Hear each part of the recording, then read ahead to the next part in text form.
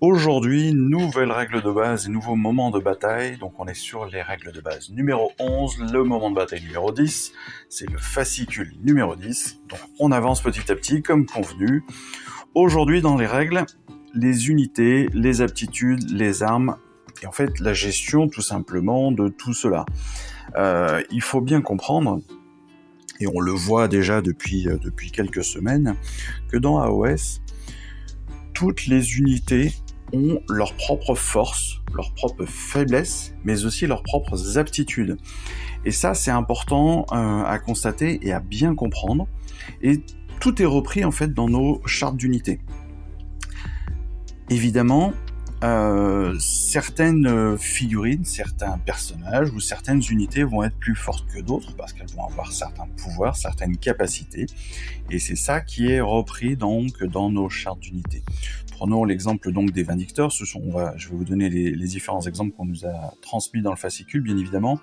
Les Vindicteurs, par exemple, ils ont une aptitude spécifique qui s'appelle l'arsenal d'âme orageuse, qui dit que si vous faites sur un jet de touche, si vous faites un 6, ce jet de touche va directement infliger une blessure mortelle à votre ennemi. Autrement dit, si vous faites un 6 sur un jet de touche, votre ennemi prend directement une blessure. Vous n'avez pas de jet de blessure à faire, et votre adversaire ne fera pas de jet de sauvegarde. Sur ce dé-là, il sera directement blessé. Donc c'est quand même un pouvoir ultra intéressant, parce que ça permet de montrer aussi que les Vindicteurs sont très très puissants. Les mythoclastes de Xandir ont aussi parfois, sur un des personnages, ce type de possibilités. Autrement dit, ils ont donc la flèche embrasée. C'est Luxa Mondevent, donc notre archère, qui a cette capacité-là, c'est-à-dire que sur chaque 6 qu'elle va obtenir sur un jet de touche, eh bien, elle va infliger 2 blessures mortelles directement à l'ennemi, au lieu des dégâts classiques que l'on va faire avec jet de touche, jet de blessure et sauvegarde. Là, encore une fois, comme on est sur des blessures mortelles, il n'y a pas de jet de blessure à faire, et il n'y a pas de jet de sauvegarde à réaliser par votre adversaire. Les blessures arrivent automatiquement. De la même façon, dans les chartes d'unité, on va avoir aussi les règles pour notre compagnon ou nos compagnons. En l'occurrence, là, pour les mythoclastes, on sait que on a un étervier. L'étervier, donc, va avoir des capacités. Il va être géré en même temps que son maître, on va dire. Là, en l'occurrence, Luxa Mondevent, donc toujours notre archère. Donc Taros, l'étervier, il est géré en même temps, avec potentiellement des règles spécifiques. Et puis, des capacités d'armes, on va dire, tout à fait spécifiques à lui, là aussi. Mais c'est quelque chose qu'on va retrouver. On l'a déjà vu avec notre seigneur impératant. On l'a déjà vu avec notre chaman et son grotte touilleur. On l'a vu aussi avec le boss qui tue et son grotte surineur. Voilà. L'idée, c'est aussi que ces compagnons n'ont pas des règles spécifiques. Enfin, ils ont des règles spécifiques parce qu'ils ont des armes spécifiques, mais ils ont une importance parce qu'ils sont gérés en même temps que la figurine maître, en fait, avec lesquelles ils se trouvent. Autrement dit, lorsqu'ils se déplacent, on peut prendre la distance sans qu'il y ait d'importance entre le maître et son compagnon. Mais si l'un se déplace de 1 pouce, par exemple, l'autre devra se déplacer de 1 pouce aussi. Lorsqu'ils attaquent, les deux attaquent sur la même figurine. On ne pourra pas faire d'attaque différenciée, à l'inverse des unités sur lesquelles on peut faire attaquer un personnage sur une unité, sur une unité adverse, un autre personnage sur une autre unité adverse, etc. Ou alors tout rassembler sur une seule et même unité. Dans la continuité des compagnons, on l'a vu aussi, en tout cas on l'a repéré, dans les unités, entre autres, on va dire, des éventreurs, des vindicteurs, des égorgeurs aussi. On a certains personnages qui peuvent être un petit peu spécifiques. On va avoir des champions et des boss. Alors, sur les vindicteurs, on le repère avec sa houppe, avec sa chevelure rouge. Sur les éventreurs, on a un casque très spécifique. Alors ça, c'est aussi intéressant parce que, au même titre que les portes-étendards et les musiciens qu'on va retrouver, donc rappelez-vous, on a le tambour des égorgeurs, on a aussi les bannières chez le Vindictor. Ils vont aussi potentiellement avoir des aptitudes spécifiques, des aptitudes d'attaque ou des aptitudes de défense ou d'accompagnement de leurs unités. Et ça aussi, c'est des choses qu'il va falloir donc bien appréhender, bien comprendre, bien gérer aussi, parce que comme ce sont des pouvoirs supplémentaires, ce serait dommage de passer à côté. On reprend l'exemple pour les champions et les boss.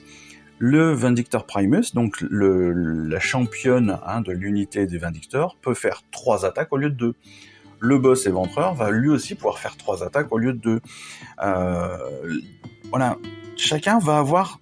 Enfin, chacun, non. Ces personnages spécifiques dans une unité pourront potentiellement avoir des pouvoirs spécifiques. Et ça, encore une fois, c'est hyper important parce que ça donne autant de possibilités supplémentaires. Encore une fois, on l'a vu, on le sait, dans nos chartes d'unité sont répertoriées les différentes armes de nos personnages. Dans l'exemple des mythoclastes, ce qui est important, c'est qu'on a 3 personnages différents et un compagnon. Ces personnages ont chacun une arme différente.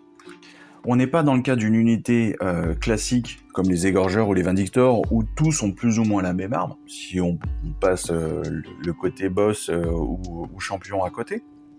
Mais là, ils ont vraiment chacun à la fois potentiellement une aptitude spécifique, mais surtout des armes spécifiques. L'archère va avoir un arc qui va pouvoir lui permettre de tirer à distance, mais pas seulement.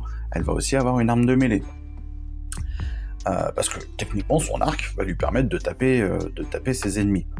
Ces 2 compagnons vont avoir une arme spécifique. C'est une arme spécifique à eux.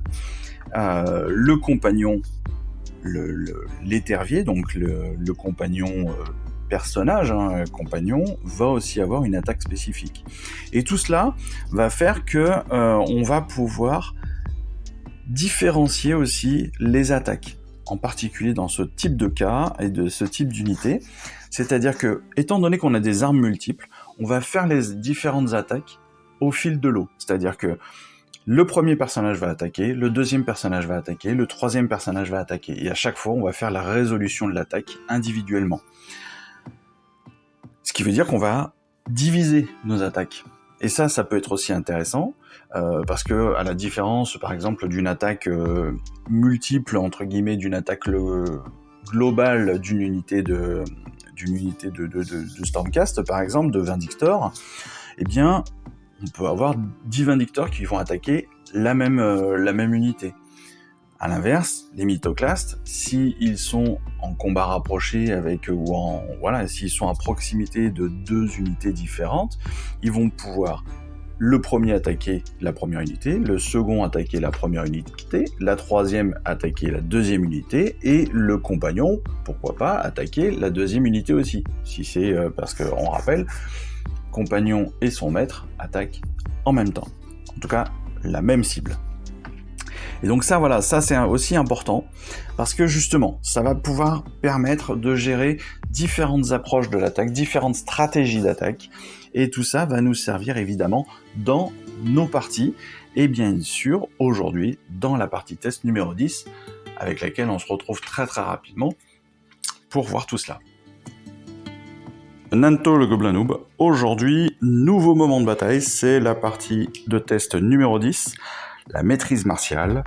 Les mythoclastes de Xandir donc veulent enquêter sur la puissance ésotérique détectée dans les ruines du temple, mais les Cruel Boys n'abandonneront pas ce site sans combattre. On a déployé nos unités, comme demandé évidemment donc dans notre fascicule.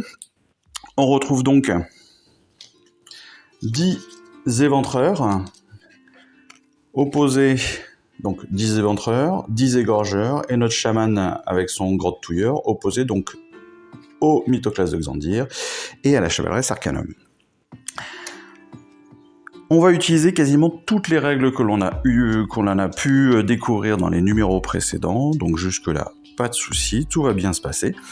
La partie va être tendue, parce que justement, on va aussi utiliser les différentes aptitudes de nos unités entre autres, les différentes armes chez nos mythoclastes de Xandir, les différents sorts aussi qu'on a pu apprendre, sachant que dans cette partie, la chevaleresque arcanum ne pourra utiliser que le bouclier mystique.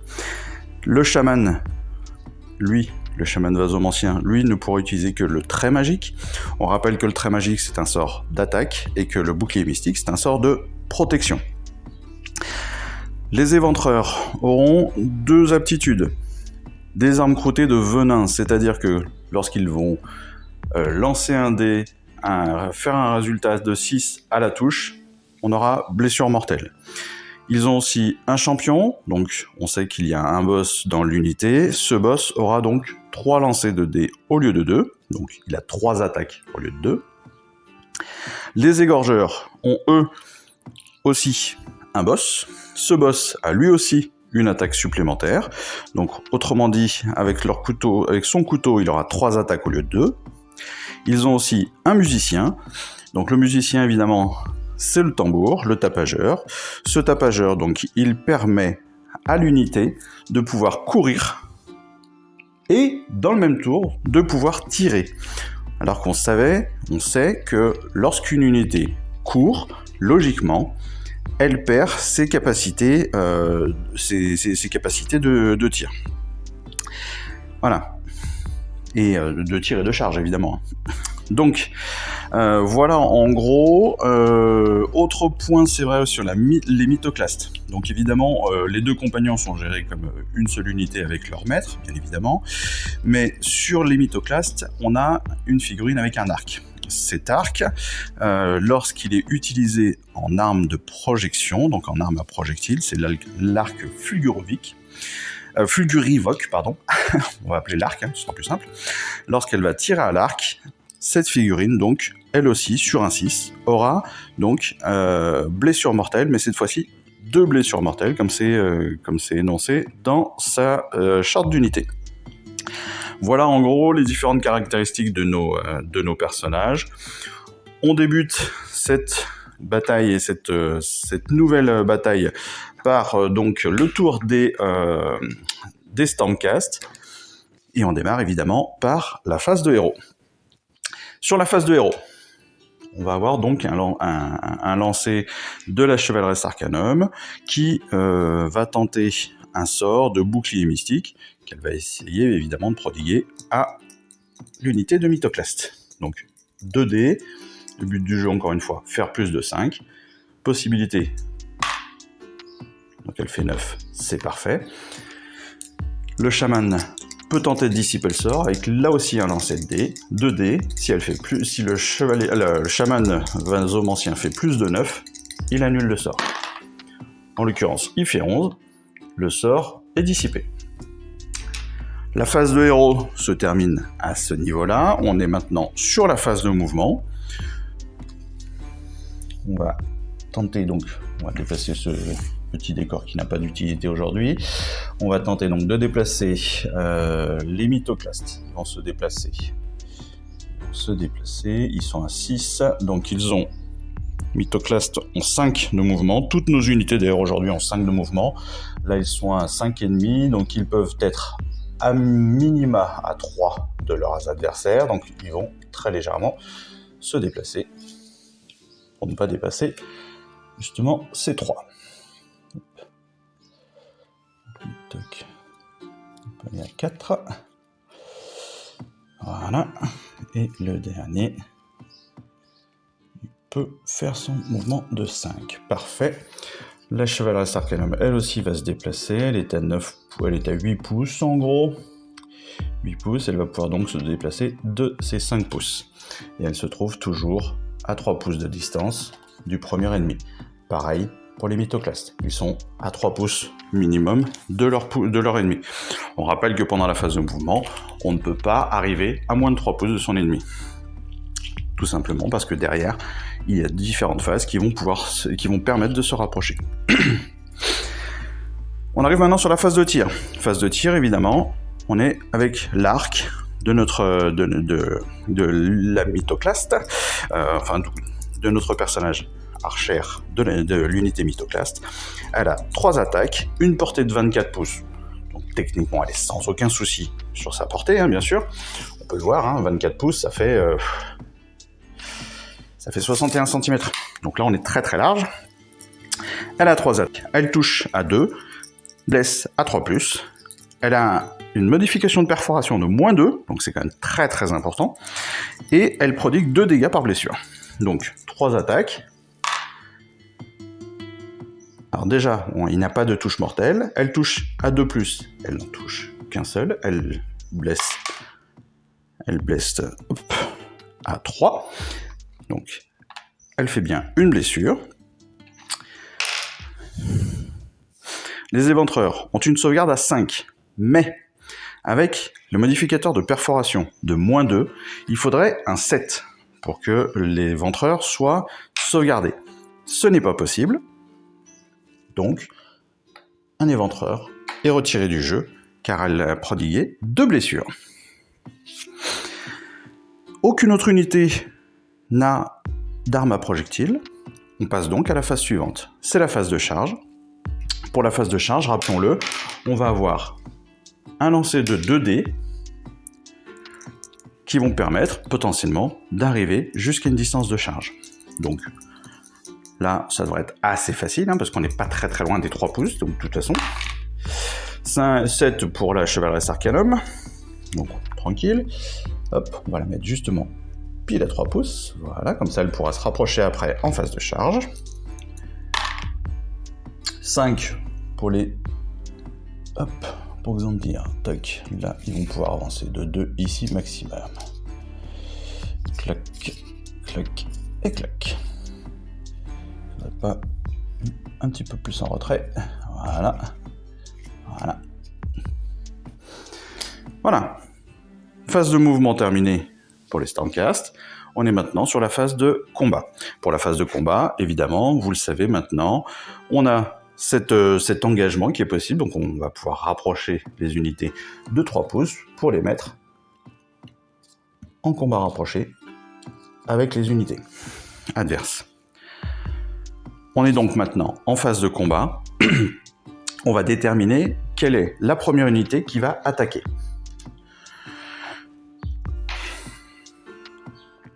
Ce qui paraît le plus intéressant, parce qu'on rappelle que la phase de combat se fait à tour de rôle.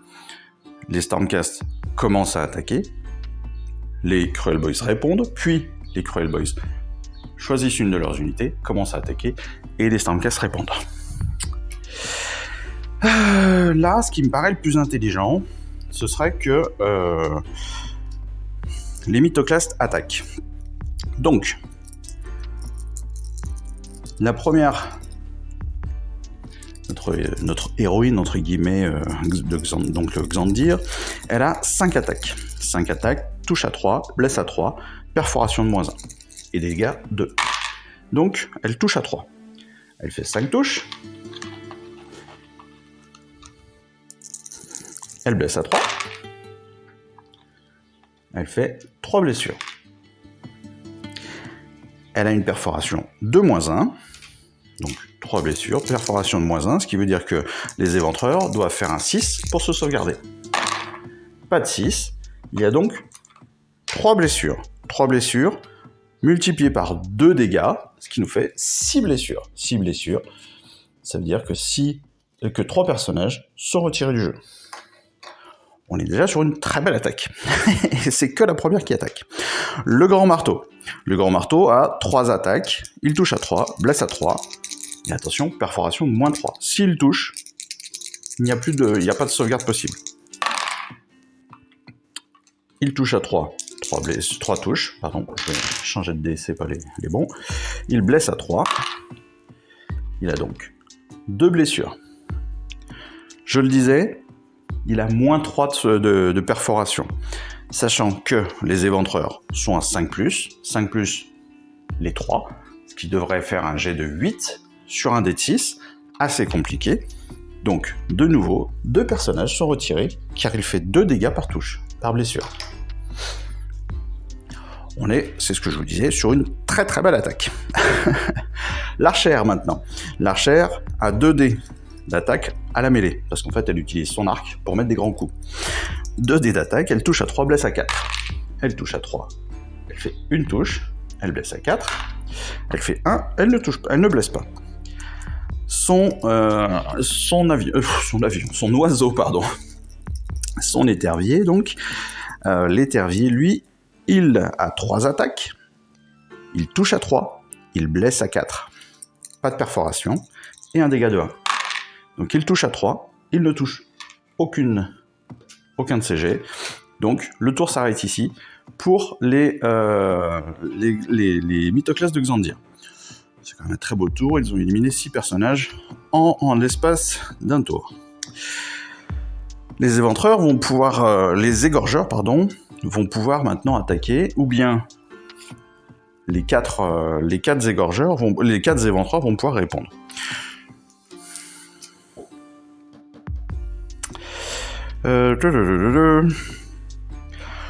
À ce stade-là, je pense qu'il y a peu d'importance de toute façon. Les éventreurs ne pourront plus se faire attaquer sur ce tour, ils ne pourront que répondre tout à l'heure. C'est les égorgeurs qui vont tenter le coup avant de se faire attaquer. Donc ils sont 10, ils ont donc 20 lancers de dés, car ils ont 2 attaques chacun. Ils touchent à 4, blessent à 5 et ont un dégât. Donc ils touchent à 4, on enlève tous les résultats en dessous de 4. Hop, hop, hop, hop, hop. Celui-là, il était bon. Clac. Donc on a 2, 4, 6, 7. On a 13 touches.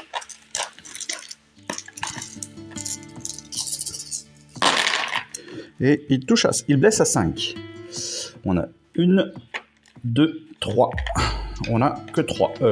Non, 3. On a que 3 blessures. 3 blessures.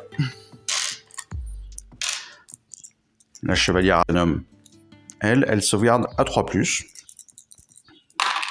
Ce qui devrait être assez tranquille, voilà, en l'occurrence, c'est bien fait.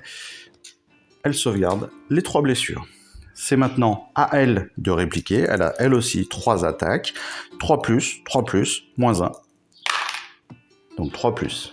Elle fait 2 touches. Elle fait 2 blessures.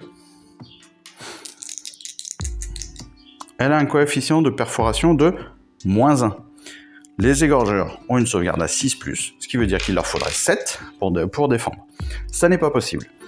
Il y a donc deux possibilités de dégâts. Cette possibilité avec la chevalière Arcanum, c'est 2d3. En l'occurrence, 2d3, donc un 6 qui va apporter 3 blessures, et un 2 qui va en apporter une de plus. Ce qui veut dire qu'on a 4 blessures. Les égorgeurs n'ayant qu'une blessure, qu'une vie, on va dire, c'est plus simple. 4 éléments sont retirés.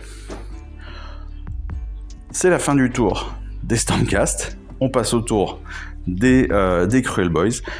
Clairement, c'est un très bon premier tour pour les Stormcast. Alors, on arrive sur la phase de héros. La phase de héros, évidemment, le chaman va tenter donc un sort. Il doit faire donc plus de 5. Il fait 8. La chevalerie Arcanum, qui est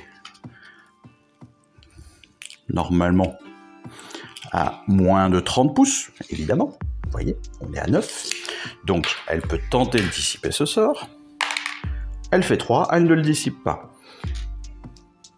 J'ai pas décidé qui allait être touché, c'est pas grave. Le sort est lancé malgré tout. Je pensais tout de suite au mythoclaste, donc c'est pas grave. Les mythoclastes donc, vont prendre un D3 de blessures mortelles. Encore une fois, D3, on prend le D, on le divise par 2 et on a le nombre de blessures. Blessures mortelles, là on fait un 5, ce qui veut dire qu'il y a 3 blessures mortelles. Les mythoclastes ont 5 blessures chacun. Donc, hop, on a 3 blessures qui sont reportées sur l'un d'eux. Je choisis de les mettre sur le marteau, parce que je considère que c'est peut-être le moins fort de tous.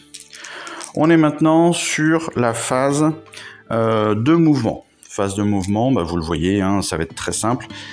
Les les éventreurs, les égorgeurs sont déjà en combat rapproché. D'ailleurs, on va recentrer tout ça pour que ce soit plus visible. Voilà.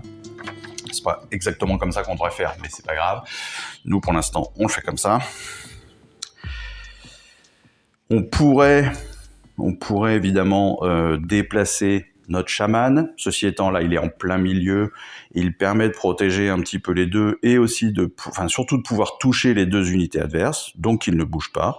Les deux autres unités sont déjà en combat rapproché, donc il n'y a pas de mouvement à faire. Phase de tir, les égorgeurs vont pouvoir tenter de tirer. Alors, les égorgeurs, ils sont donc 2, 4, 6 encore. Ils ont donc 6 attaques, parce que, on le rappelle, leurs grenades sulfuriques leur permettent de lancer une attaque par personnage.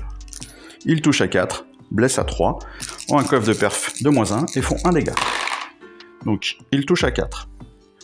On a donc 2 touches.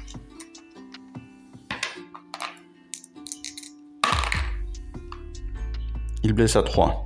On a une blessure. Sauvegarde de la chevresse. Est à 3. Voilà. Elle fait 5. Malgré le coef de perfo de -1. Elle est sauvegardée. Maintenant, on est sur la phase de charge. Phase de charge, ils sont déjà en combat rapproché. On va passer maintenant donc au combat, justement, à cette phase de combat. Donc, on a 4 éventreurs contre 6 égorgeurs. C'est les 6 égorgeurs qui, de toute façon, vont commencer à attaquer. Pourquoi est-ce que je fais ça? Voilà. Okay. Les 6 éventreurs vont commencer à attaquer. Parce que les 6 égorgeurs, mais attendez, je ne sais même pas.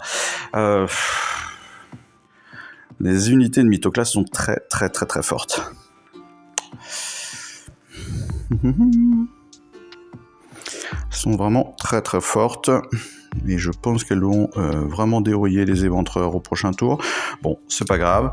Elles vont quand même tenter. Donc 2, 4, 6, 8. Allez, les éventreurs tentent leur chance. Ils touchent à 4, blessent à 4. Et rappelons que s'ils font un 6, ils font une blessure mortelle. Pas de 6, pas de blessure mortelle. Ils touchent à 4. Eh bien voilà, ça fait que 2 blessures, que 2 touches. C'est pas terrible. Les dés sont plus avec les Stormcast aujourd'hui. Ils ne blessent même pas. Ils vont se faire exploser. On est sur la réponse maintenant, donc des mythoclastes. On a 5 attaques pour Xandir. 5 attaques. Donc rappelons lequel touche à 3 et blesse à 3. Elle fait 2 touches, 3 touches. Attention, elle blesse à 3, elle fait une blessure. Rappelons qu'elle a un coef de -1. Les éventreurs ont une sauvegarde à 5, il leur faut donc un 6 pour sauvegarder. Ils font 2, ils prennent donc 2 blessures. 2 blessures, on a un nouveau personnage qui est retiré du jeu. Ensuite, le marteau. Le marteau a 3 attaques. S'il touche, pas de sauvegarde possible. Rappelons-le, car lui, il a un coef de perfo de -3. Ce qui est énorme. Il touche à 3+, donc parfait. Il blesse à 3+, aussi. Il a 2 blessures. Pas de possibilité de sauvegarde.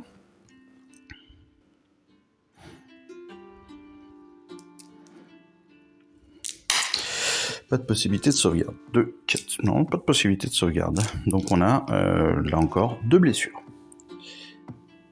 Oui, il avait qu'une blesse.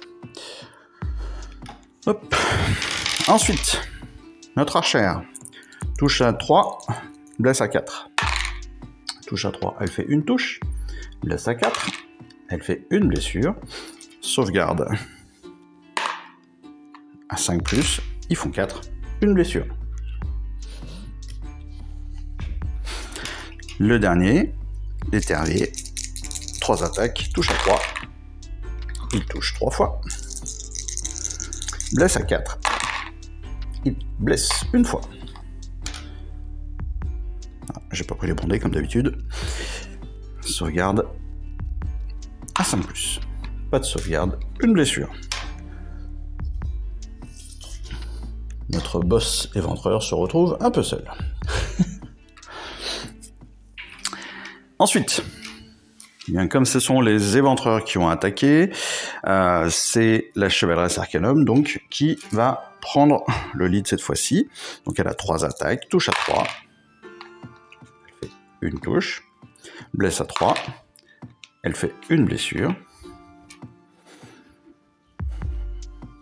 Pas de possibilité de sauvegarde, car il faut un 6+, pour les égorgeurs, avec un coef de -1 pour la chevaleresse. Il y a donc un des 3, 2 blessures. Attention, elle fait 1, il y a donc une blessure. Cette blessure, donc, retient un élément du jeu. Les égorgeurs vont attaquer, ils sont 2, 4, 5. Ils ont 2 dés d'attaque. Touche à 4, blesse à 5. Celui-là n'est pas bon, celui-là n'est pas bon, celui-là n'est pas bon. 3, 5 et 7. Ils blessent à 5 donc. Et ils ont une blessure. La chevaleresse sauvegarde 3+. Elle fait 4. Elle sauvegarde donc l'attaque. Le tour des Cruel Boys est maintenant terminé. On passe au tour numéro 2 des Stormcast. Évidemment, on commence par la phase de héros. Phase de héros, on va vérifier, que la chevaleresse Arcanum est bien à 15 pouces. 15 ou 12, je ne me rappelle même plus. À 12 pouces, pardon. Elle est bien à 12 pouces de ses unités amies pour pouvoir... En effet, elle est à 10 pouces. Donc elle va pouvoir lancer 2 dés pour lancer le sort. Le bouclier mystique, elle fait 9. Le chaman répond. Lui fait 4. Le bouclier mystique passe. Ils ont donc un avantage défensif. Je vais le matérialiser par un petit gemme. Mais un avantage défensif sur ce tour qui fait que, on le rappelle, le bouclier mystique, vous êtes à 12 pouces donc, et vous avez un bonus, cette fois-ci, de sauvegarde. Autrement dit, les mythoclastes qui ont déjà une sauvegarde à 3+, sur ce tour, en fait, n'auront besoin techniquement qu'un 2. Voilà. On passe sur la phase de tir, parce que la phase de mouvement, il n'y en a pas besoin, ils ne vont pas se retirer, bien évidemment. On est maintenant sur la phase de tir. Les unités étant déjà engagées, l'archère ne pourra attaquer que le boss éventreur. Pour cela, donc elle a 3 dés d'attaque, touche à 2, blesse à 3, -2 de perfo. Si elle touche, pas de sauvegarde possible, donc. Et si elle fait un 6, blessure mortelle. Elle ne fait pas de 6. Elle touche 2 fois, blesse à 3. Elle blesse une fois. Sachant qu'elle a un modificateur de perforation de -2, que les éventreurs ont une sauvegarde à 5+. J'ai oublié tout le long du jeu que mes champions pouvaient tirer un dé de plus. C'est pas grave.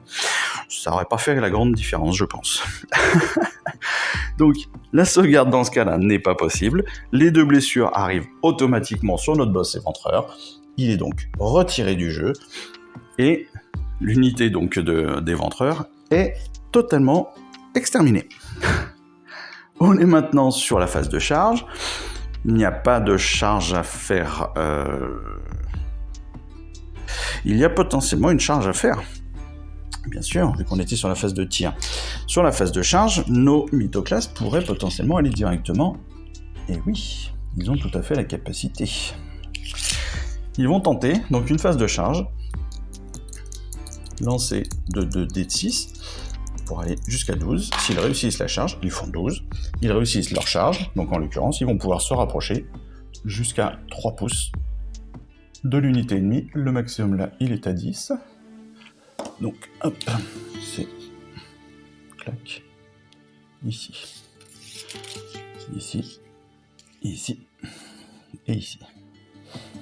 Alors, vous avez bien vu que j'ai pris soin de bien mettre l'oiseau à côté de l'archère. Car, rappelons-le, un compagnon et son maître doivent rester à 1 pouce l'un de l'autre. phase de mouvement, la phase de charge est terminée. On va passer sur la phase de combat. Phase de combat, eh bien, les mythoclastes vont pouvoir donc engager le combat, évidemment.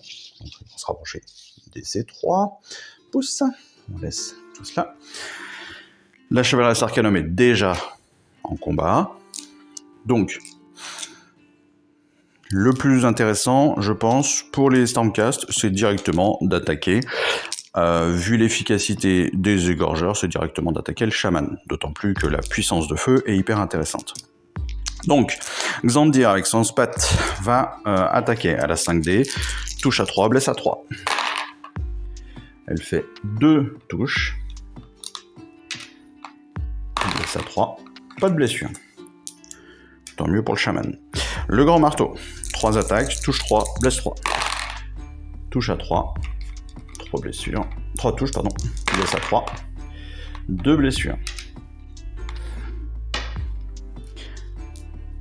Attention. On est sur un modificateur de perforation de -3. Sauvegarde 2, 5 avec le chaman. Donc -3, il faudrait faire un 8 sur un dé de 6, ce qui est encore une fois pas possible. Donc, il y a 4 dégâts portés directement sur le chaman. C'est au tour donc de l'archère qui a 2 attaques. 2 attaques, elle touche à 3, blesse à 4. Elle fait 2 touches. Elle blesse 2 fois. Pas de modificateur de perforation. 5 et 4. On a une blessure supplémentaire. Ensuite, notre étervier qui a 3 AG. Touche à 3, blesse à 4. Pas de touche. Fin du tour. Fin du tour. Fin de l'attaque des mythoclastes. Le chaman peut répondre. Ou bien les égorgeurs peuvent tenter d'attaquer.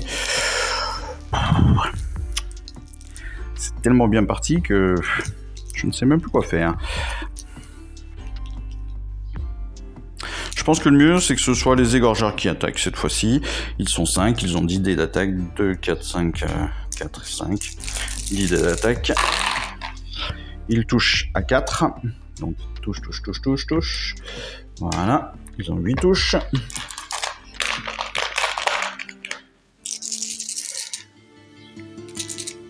Tant pis, j'ai encore oublié le champion. 8 touches. Ils blessent à 5. Et ils ont une blessure. C'est tellement triste. Tellement triste de voir toutes ces peaux vertes se faire exploser. Hop, sauvegarde à 3+, elle fait 6. Sauvegarde sans problème de la chevaleresse. Parfait. C'est parfait. La chevaleresse qui va pouvoir combattre. Attaque de 3. Touche à 3, blesse à 3. Voilà. Parfait. Donc une blessure. Pas de sauvegarde possible, encore une fois. Donc 1 des 3 de blessure. 2, il y a une blessure. Un élément est retiré. Ça c'est fait. Le chaman va répondre. Donc 2 attaques, touche à 3, blesse à 3. 6 et 4, parfait. Une touche, une blessure. Sauvegarde à 3+, avec le bonus à 2+, avec la perforation à 3+.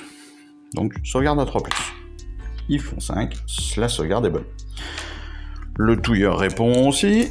2 attaques, touche à 4, blesse à 4. 5 et 6, pas de soucis. 2 et 3, pas de blessure. Superbe. Le tour des Stormcast est maintenant terminé. On passe au tour des égorgeurs, des Cruel Boys. Phase de héros, le chaman va tenter de lancer un sort. Il ne pourra le lancer, il va le lancer soit sur les mythoclastes, soit sur la chevaleresse. En l'occurrence sur les mythoclastes, bien sûr. Il fait 9. Chevaleresque Arcanum tente de le dissiper. Elle fait 7. Il n'est pas dissipé. Il y a donc un des 3 de dégâts mortels. 3. Il y a donc 2 dégâts mortels. Les mythoclastes ont 5 blessures chacun. Le marteau en avait déjà 3. Il est retiré du jeu. C'est la première figurine des Stormcast qui est retirée. Magnifique.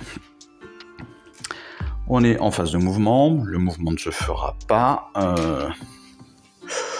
Où est-ce que ils s'en font? Non, il n'y a pas d'intérêt de jouer au chat et à la souris, de toute façon. Il se ferait rattraper ou coincer dans un coin. Donc on passe directement sur la phase de tir. Sur la phase de tir, on a donc 4 égorgeurs qui sont encore là. Touche à 4, blesse à 4, à 3. Touche à 4, il y a donc 2 touches. Il blesse à 3. Ils ont une blessure. Une blessure sur la chevaleresque arcanum, bien sûr, avec une perfo de -1. Sauvegarde à 3+, pour la chevaleresque, elle fait 6, c'est sauvegardé. On passe maintenant à la phase de charge, les 2 unités sont déjà en combat rapproché, donc on est en phase maintenant de combat.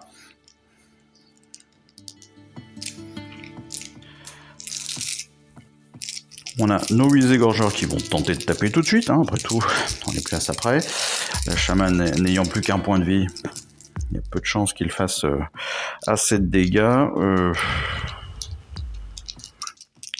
Encore que, on peut le tenter. Shaman au maximum, il va faire 3 et 4, donc il pourra pas les tuer, ça ne sert à rien. Les égorgeurs sont 4, ils vont pouvoir tenter, faire 4 blessures, ils ne pourront pas tuer non plus, c'est pas grave. S'ils pourront faire 8 blessures maximum, allez, on va tenter ça. 2, 4, 6, 8, et même 9 blessures, car il nous reste notre boss égorgeur. Donc 2 attaques, plus 1 pour le boss égorgeur, donc on a 9 dés. 9 dés, il touche à 4. Déjà, on sait que la chevaleresque va survivre. Voilà. Parce qu'il n'y a déjà que 5 dés sur la table, elle a 6 points de vie. Il blesse à 5.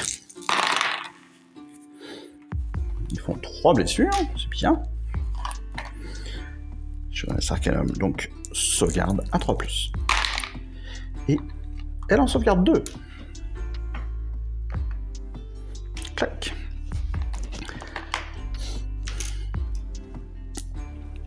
La chevaleresque va répondre de suite, parce que c'est une faux folle, parce qu'elle s'amuse. Alors, elle a 3 dés d'attaque, elle. 3 dés d'attaque, touche à 3, blesse à 3. Touche à 3, elle fait 2 touches.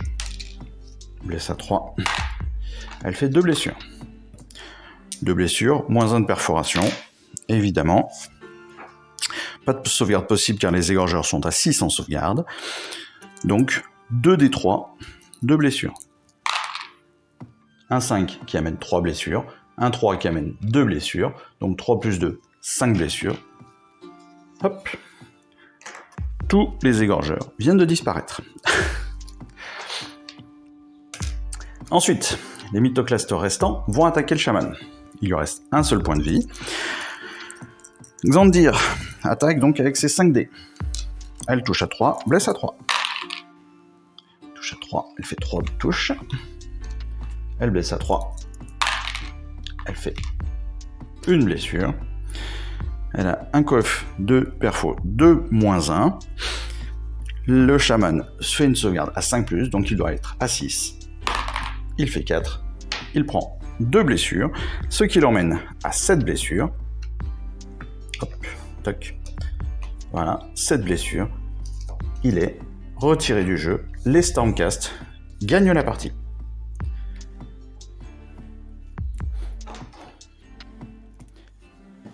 Donc, vous avez vu que parfois, certaines unités, et on l'a dit dans les règles de la semaine, avec les aptitudes, avec les armes, certaines unités sont très très très fortes.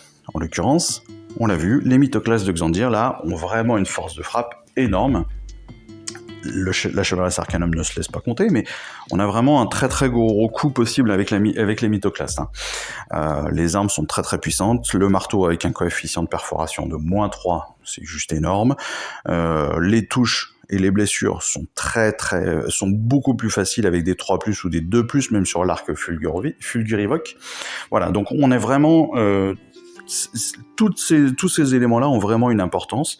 Et encore, je vous l'ai dit, j'ai très clairement oublié de me servir de l'arme supplémentaire pour les boss des unités Cruel Boys, même si clairement ça n'aurait pas fait la différence dans notre cas, vu la petite dérouille qu'on a pris. Donc voilà, j'espère que tout ça a été assez clair, que vous avez pu comprendre un petit peu tout le fonctionnement, que vous avez pu découvrir aussi toutes les différentes possibilités qu'on avait aujourd'hui. Encore une fois, on avance petit à petit, pas à pas, et je trouve que ça avance plutôt bien. On découvre les choses, on revient un petit peu aussi sur d'anciens éléments. Moi, je vous conseille de faire comme moi maintenant, hein, c'est-à-dire qu'à chaque partie, il vous faut vraiment avoir le classeur à côté de vous pour pouvoir revenir sur certaines règles et pouvoir repréciser des choses si c'est pas très clair dans votre tête. Je réponds aussi en direct là, en vidéo, à quelqu'un qui m'a posé la question en commentaire. Alors j'ai demandé confirmation. Donc en effet, sur les perforations. Vous l'avez vu, là, le grand marteau a une perforation de -3. Quand on a une sauvegarde à 5+, ou à 6+, eh bien la sauvegarde n'est pas possible. Et donc les blessures se font automatiquement. Et ça, c'est hyper important parce qu'on a vraiment là une force de frappe extraordinaire. Et donc tactiquement, ou même dans notre choix d'armée à la base, ça va être des choix hyper importants parce que là, on a vraiment des persos qui vont être hyper tankés pour pouvoir aller à l'assaut justement et pour pouvoir aller au combat. Et donc, c'est des éléments qui vont vraiment être à prendre en compte dans notre gestion de notre armée, dans le choix de nos unités au début de notre bataille. Voilà, tout simplement. Donc, je vous remercie en tout cas de m'avoir suivi. J'espère que tout ça vous a plu. Si vous ne l'avez pas encore fait, je vous invite à vous abonner bien évidemment à la chaîne, parce que c'est bien beau de me voir, et vous avez tout à fait raison de venir me voir régulièrement. Mais abonnez-vous à la chaîne, comme ça vous serez informé en plus des nouveautés. N'oubliez pas la petite cloche si vous voulez savoir dès qu'il y a une nouvelle vidéo en ligne. Vous en aurez 2 très rapidement, petite surprise sur les palettes texturées, je l'ai pas dit, palettes humides bien sûr, et puis une petite surprise, vous verrez, c'est assez sympa, et puis on se retrouve de toute façon la semaine prochaine avec le fascicule numéro 11, et puis tout ce qui va avec, et donc la découverte très bientôt, je l'espère, de notre nouveau colis aussi, qui ne devrait pas tarder à arriver. Voilà, en attendant, je crois que je vous ai tout dit, et puis il ne me reste plus qu'à vous souhaiter une très bonne journée. Salut! Je vous remercie d'avoir suivi cette vidéo. Si ça vous a plu, eh bien abonnez-vous, lâchez un petit like et un commentaire, et suivez-moi sur Instagram où je poste régulièrement des photos de mes dernières réalisations et dernières peintures. Et puis comme il est maintenant de tradition sur la chaîne, je vous souhaite une excellente fin de journée, et surtout, lisez bien, collectionnez bien, assemblez bien, peignez bien, et jouez bien. Allez, je vous embrasse, et puis je vous dis à très vite. Allez, ciao, bye bye.